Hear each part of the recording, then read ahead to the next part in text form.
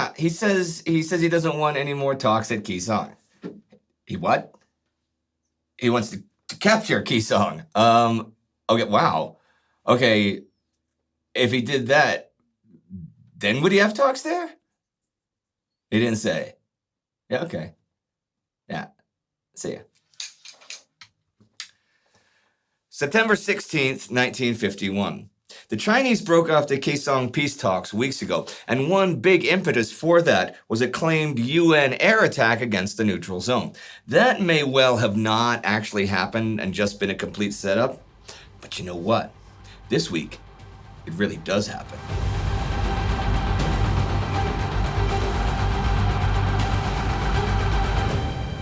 I'm Indy Neidell, and this is the Korean War. Last week, the San Francisco Conference was held to draft a treaty to officially end the state of war with Japan after World War II. While many nations support what was decided, several others, mainly the communist ones, do not, and for several reasons. And in the field, the Battle of Bloody Ridge came to its end, with the UN forces finally securing the ridge and high casualties for everyone involved. U.S. 8th Army Commander Jim Van Fleet has ordered U.S. 10th Corps to now take two ridges, one just north of Bloody Ridge and one north of the Punch Bowl.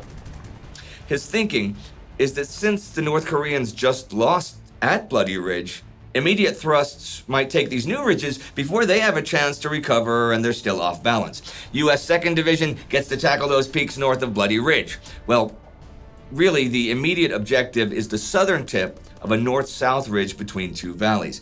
Taking the ridge would prevent the enemy from using the valleys to attack 10th Corps lines west of the Punch Bowl. The ridge does have three main peaks. Hill 894 at the southern tip, which commands the 5-kilometer approach from Bloody Ridge. Hill 931, which is like 1,200 meters to the north and is the highest peak, and like 2 kilometers north of that, Hill 851.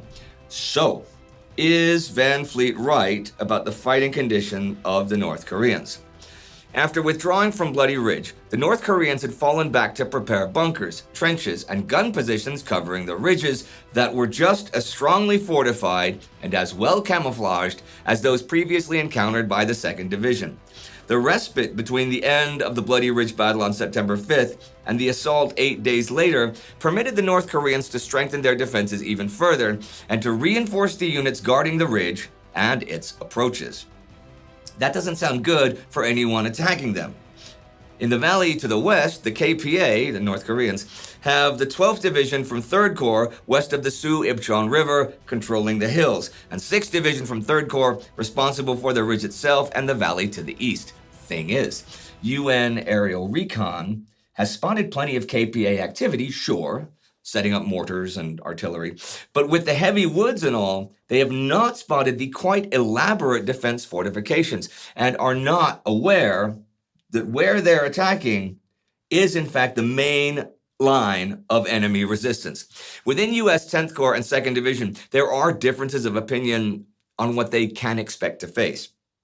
Divisional Artillery Commander Edwin Walker thinks the enemy will fight like hell for the ridge, but Acting Division Commander Tom DeShazo does not think the defenses will be especially strong. In fact, he's only using one regiment, the 23rd, in the assault force. The plan is for them to come from the east across the Eastern Valley and cut the ridge between hills 931 and 894, and then take 894.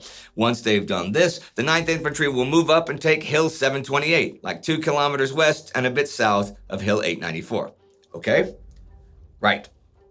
On the 13th, 2nd Division units are in place and ready to go. The French battalion is on Hill 868, a couple kilometers east of the ridge. The 38th Infantry is in reserve. Direct support for the 23rd is from the 37th Field Artillery Battalion, while 3 more howitzer battalions and a company of another are giving general support. At 5:30 a.m., the artillery barrage begins. It lasts around 30 minutes, and then Colonel James Adams orders his 23rd Infantry to attack. The 3rd Battalion leads the column, followed by the 2nd, but they are spotted by the North Koreans and very quickly begin taking heavy artillery and mortar fire. They press on and arrive at the east-west spur that leads up to the ridge, and there they ran into a hornet's nest. The 1st Regiment of the North Korean 6th Division manned a series of concealed, mutually supporting bunkers that covered the approach ridge with machine guns and small arms. Added to the artillery and mortar fire that the enemy observers were directing upon the 2 attack battalions, the automatic weapons and rifle fire forced the assault force to dig in on the toe of the spur. The prospects for a swift penetration of the enemy lines vanished as night fell. The 23rd had come up against the main defenses of the North Koreans, and another bloody ridge loomed ahead. Deshazo gets these reports and realizes he was wrong, and on the 14th sends 9th Infantry, who are already in place for their attack on Hill 728, to attack Hill 894 instead. Taking that would hopefully relieve the pressure on the 23rd Infantry. So the 2nd Battalion from 9th Infantry moves out, backed by a tank company, a heavy mortar company, and a howitzer battalion. They don't actually meet that much resistance this day. And by the time it gets dark, they've climbed to maybe 600 meters short of the crest. They continue to push as the 15th dawns, and by the afternoon, they have cleared the enemy from the heights. 2nd Battalion has remarkably only taken 11 casualties at this point, but it turns out this was the easy part. The last day of the week, and tomorrow, they take over 200 more as the KPA repeatedly counterattacks to vainly try to take back the hill. And also, taking the hill does not, as it turns out, relieve any pressure on the 23rd Infantry, and they spend the 15th pinned down on the lower slopes. Today, the 16th, Adams decides the 2 battalions will attack side by side and not in a column, so 3rd Battalion continues battering westward, and 2nd swings around to their left to try to reach Hill 931 from a different angle. While this is happening, Company C from the 1st Battalion passes through the 9th Infantry positions on Hill 894 to try and take Hill 931 from the south. So they're now coming at it from 3 directions. Yet they do not make much headway. Secure in their strongly fortified bunkers, the North Korean defenders waited until the artillery and air support given to the 2nd Division assault forces was lifted and then returned to their firing positions. As the 23rd Regiment's soldiers climbed the last few yards towards the crest, the North Koreans opened up with their automatic weapons, rifles, and grenades. Also, since they control the valley to the west, which has shallower and easier access routes to the ridge, the KPA is not having any problem supplying their troops on the ridge. In fact, today, the fresh 13th Regiment replaces 1st Regiment in their lines without issue. It is the 1st Marine Division attacking north of the Punch Bowl, aiming to take Hill 749, and on the 13th and 14th slowly eliminates concealed enemy bunkers there and secures Hill 751. However, at midnight last night, the 2 battalions making those attacks, the 2nd and 3rd Battalions from the 1st Marines, come under serious attack, and especially the 2nd takes many casualties in a bloody fight. They survive those attacks, though, and by sundown today, Hill 749 is also in the Marines' possession. Those Marines are attached to U.S. 10th Corps, and, also today, Van Fleet goes to both 2nd Division and 10th Corps headquarters and gives orders to firm up the lines by the 20th and plan no offensives after that date, though not because peace has suddenly broken out. So I said at the start that last week was the San Francisco Conference for the Western World War II allies and company to finally sign a peace treaty with Japan. I talked a bunch about it, the nations for and against the treaty, and the terms, which included allowing Japan to rearm, lifting restrictions on Japanese industry, and allowing the American military to continue to operate there post-occupation. The reason offered for rearming Japan was to lessen the military burden on the United States.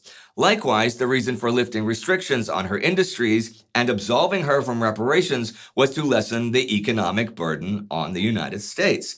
The price for Japan was the acceptance of a collateral agreement giving bases in Japan to the American military. So long as the Korean War went on, and China was involved in it, the United States could always argue that a real peace conference among the interested powers was impossible. So long as the Korean War went on, the American military could always insist that they had to have bases in Japan to carry on the war and to protect Japan itself from invasion. Stone goes on, and it's pretty interesting, and it's pretty cynical when you think about it.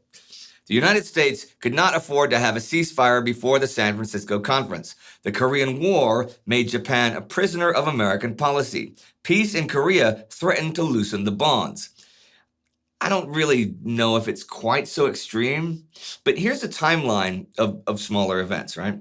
August 13th, the Soviets decide they will attend the conference. August 17th, the Wall Street Journal reports that the U.S. State Department thinks the Soviets want to sabotage the conference, likely in part by demanding that Communist China take part in the conference. A ceasefire before it begins would make the Chinese look a lot more sympathetic. The U.S. reaction to this is to demand more in the Kaesong talks than the communist side would concede, which would mean that unless they completely caved in, there would be no ceasefire reached until after the conference. Okay, that's what the Wall Street Journal wrote. But we've seen that it's a lot more nuanced overall, and there are an awful lot of people high up in the UN or US side who do want a ceasefire now. Still, that same day, Peking radio broadcast that Communist Chief Delegate Nam Il was willing to compromise on the 38th parallel issue, which might not have been a total cave-in exactly, but it's something. The talks were broken off on the 23rd by the communist side, as we saw. And then on the 26th, the New York Times wrote this. One thing seems clear. The time lost on the neutral zone fracas makes it unlikely that there can be a truce agreement by September 4th when the San Francisco conference begins. Many United States officials had believed the Russians wanted a truce concluded before the conference. The Russians, the theory runs, want to use the armistice to document their claim to peacemaker and win allies in their fight against a treaty from among those Asian nations who are already opposed to some of its provisions. Stone puts all of this together and says that only this war made that treaty possible. I don't think it's as cut and dried as all that. I mean, history does not happen in a vacuum. So the war and the conference, of course, are interconnected. But we saw very specific North Korean and Chinese machinations in and around Kaesong that do indicate anything other than a willingness to quickly conclude a peace deal. Then again, this is the Soviet Stone is talking about. I just thought it was interesting how it all connects, at least to the more cynical mindset. UN Commander Matt Ridgway never really liked Kaesong as the site chosen for the talks, being in enemy-held territory. And last week, he wrote a strongly worded missive to Washington, letting them know just that. He deeply regretted UN concessions because he believed they signal weakness. Of the UN concessions, the one he regretted the most was the agreement to meet at Kaesong. He made up his mind that should the communists indicate a willingness to resume the talks, the UN team absolutely would not return to Kaesong. A new, truly neutral site, policed by both sides, would have to be found. The Joint Chiefs sympathize with Ridgway, but they're not sold on categorically refusing Kaesong. They don't want him to release anything that could be construed as an ultimatum. Well, this week on the 11th, after not hearing anything from the communists about resuming the talks, Ridgway asked the chiefs if he can capture Kaesong militarily. He'll give the enemy 24 hours notice of the proposed operation and also impose no conditions that could be construed in any way as ending the talks. But a monkey wrench is thrown into these plans. See, the communists suddenly claim that early on the 10th, planes from the Far Eastern Air Force have attacked the Kaesong neutral zone. This they have claimed earlier, if you'll remember. But this time, it is most certainly true. A plane from the 3rd Bomber Wing goes off course and strafes Kaesong. Nobody is hurt, but Ridgway feels it necessary to apologize for the violation. Because of that, the Joint Chiefs think it might be a bad time for him to actually launch an operation to take Kaesong. Approval is denied. In fact, they cable Ridgway that taking Kaesong after the apology would be used by commies to support their charges that the admitted violation was intentional and give color to past charges of UN violations in Kaesong area and of intentions to break off negotiations. And there I will end this week of the war. a week of still more bloody action in the field that does not lead to success for the attackers in one fight, but does to a degree in another. Ridgway fuming because of circumstance and a cynical view of the relationship between the Korean War and the San Francisco Conference. The treaty produced has yet to be ratified, of course, so it might never go into effect. But the US has likely secured its interests in Japan for the foreseeable future.